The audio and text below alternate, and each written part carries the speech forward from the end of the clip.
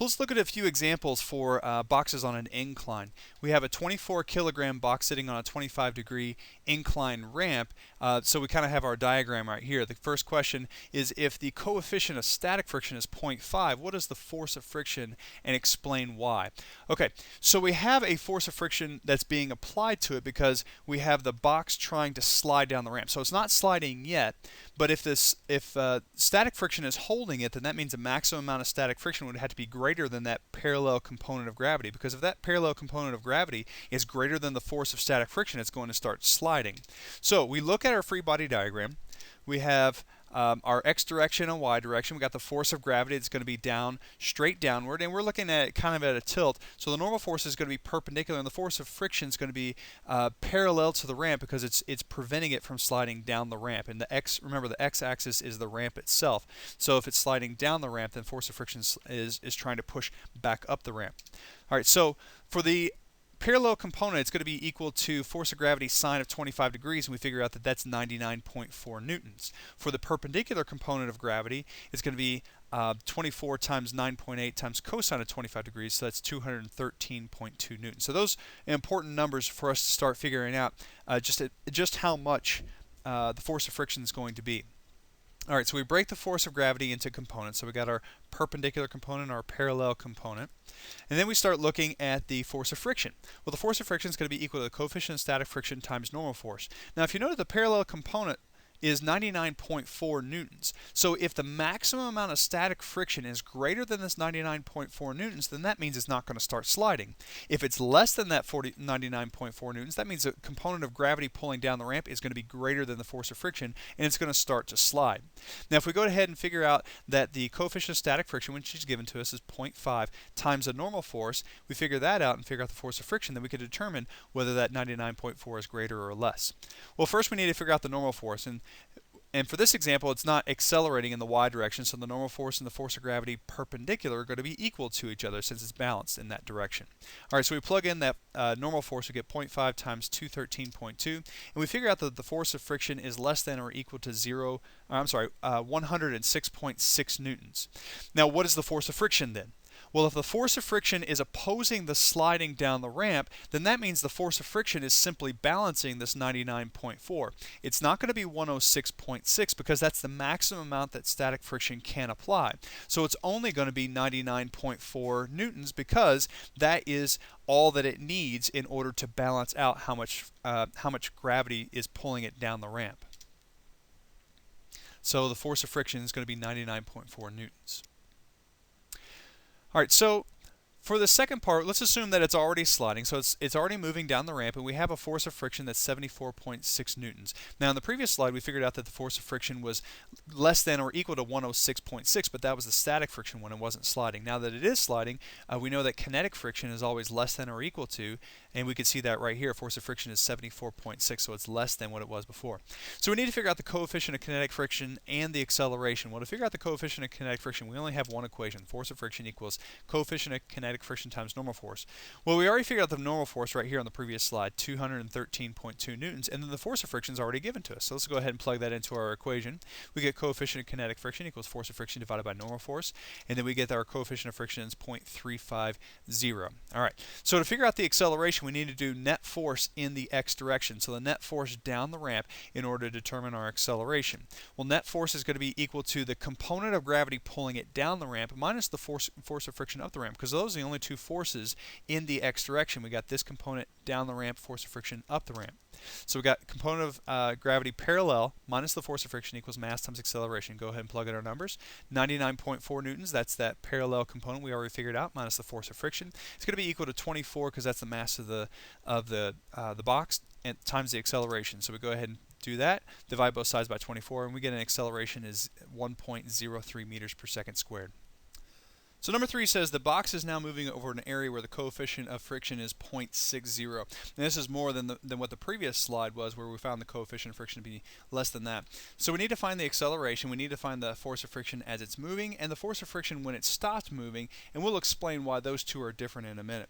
So first, in order to find the force of friction, we need to use that the normal force times the coefficient of kinetic friction equals the force of friction. Well, we have the coefficient of kinetic friction. In the previous slide, we already figured out the normal force. Let's go ahead and plug that in. 0.6 times 213.2, and we get our force of friction is now 127.9. This is as it's going to be sliding. Now, if you notice, the force of friction is 127.9. It's greater than the parallel component of gravity that's pulling it down the ramp. That means if it's sliding down the ramp, then the net force is going to be up the ramp, which means with the direction that it's moving in the positive direction and the net force is in the negative direction, the acceleration is going to be in the negative direction, so it's going to be a negative acceleration. We go ahead and figure that out using Newton's second law. Net force in the x direction equals mass times acceleration in the x direction. We got force of friction up the ramp, it's going to be negative. We got force of gravity parallel to the ramp down the ramp, that's going to be equal to mass times acceleration. Now you can see right here that the 99.4 minus 127.9, that's going to give us a negative 28.5 newtons. So that's our net force. It's slowing us down. So we divide both sides by 24 and we figure out our acceleration is going to be equal to negative 1.19 meters per second squared. So it slows down and then eventually it's going to come to a stop. Now when it comes to a stop, what's the force going to be then? Well, it's not going to be the 127.9 because the 127.9 was as it's sliding. And if the 127.9 is still being applied when it stops, as it's about to turn around, then that means the force of friction would be pushing it back up the ramp, which doesn't really make sense.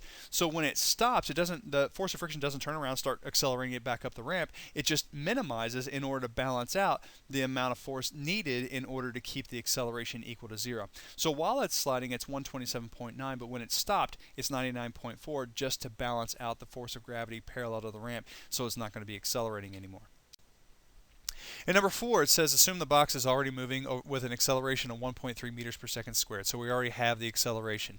Find the coefficient of friction. All right. Well, we use net force in the x direction. That equals mass times acceleration. We don't know the force of friction because we don't know the coefficient of kinetic friction. We need to figure out the force of friction in order to figure out the coefficient of kinetic friction. So we do net force, that's a component of gravity parallel to the ramp pulling down the ramp minus the force of friction, that equals mass times the acceleration. We go ahead and plug in the numbers. We know that the parallel component is 99.4, we know the mass is 24 and the acceleration is 1.3. So we find the force of friction and we figure out that the force of friction is going to be equal to 68.2 newtons. Alright, so that gives us our force of friction. We have the normal force. Let's go ahead and figure out the coefficient of friction. Plug in the force of friction, 68.2, the coefficient of friction is 213.2. Divide both sides by that 213.2. We get a coefficient of friction equal to 0.320. With no units, no negative. It's a dimensionless unit. The fifth question says that the coefficient of static friction is 0.5. What angle would the ramp have to be tilted in order for the box to start moving? So that means the parallel component of gravity would have to be enough to where it overcomes that force of friction. Well, in order to determine this, we've got to figure out how much force of friction it has. And since we're changing the angle, that means the parallel component and the perpendicular component are actually going to be different from what they were before. So the first thing we're going to do is we're going to figure out Newton's second law in both directions. Net force in the x direction, net force in the y direction are both going to be 0. Because when it starts to move, it's actually at the very top of friction being balanced, so the static friction is at its max. So we're going to say that just before it starts to accelerate, that's going to be the net force at that moment. So the net force in the x direction is the maximum amount of static friction. It's going to be equal to the parallel component. The normal force is going to be equal to the force of gravity. We already knew that because those are the only two forces in the y direction. Alright, so we get the parallel component. Remember, the parallel component is the force of gravity times sine of the angle. The perpendicular component is force of gravity cosine of the angle. Alright, so we get force of friction max is going to be equal to mass times gravity sine of the angle. Then the normal force is going to be equal to mass times gravity cosine of the angle. Alright, now the coefficient of static friction is 0.5. And if you remember, the equation that we have is the force of friction is less than or equal to coefficient of static friction times normal force. The maximum amount of friction is that equal amount. So let's go ahead and plug in this right here, the mass times gravity times sine of the angle in for force of gravity max, force of friction max, and then mass times gravity times cosine of the angle in for normal force. Now you can see that the force of gravity parallel and the force of gravity perpendicular go in here, and the masses and gravity are actually going to cancel from both sides. And then we're left with this side having sine over cosine, and sine over cosine is actually tangent of the angle. Now, in order to figure out the angle, then we take the inverse tangent of both sides, inverse tangent of the coefficient of static friction, which is given to be 0.5. We get that it's going to be equal to an angle of 26.6 degrees.